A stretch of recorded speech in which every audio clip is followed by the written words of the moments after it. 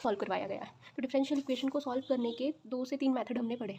पहला जो मेथड है वो है वेरिएबल सेपरेबल मेथड।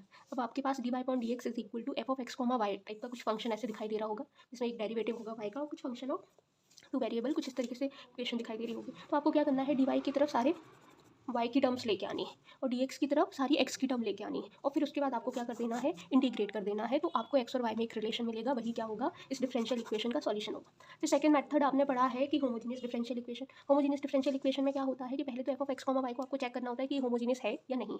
अगर हुआ तो अब आप क्या कर सकते हो, होमोजीनियस फंक्शन को y upon homogeneous function f of x comma y को या तो y अपॉन एक्स की टर्म में लिख लोगे या x अपॉन वाई की टर्म में लिख लोगे। तो मैंने मान लिया कि मैंने से y अपॉन एक्स की टर्म में लिख लिया है, जितनी भी टर्म होंगी वो इस फॉर्म में लिखी जाएंगी। आप लोगों ने क्वेश्चन सॉल्व करे होंगे।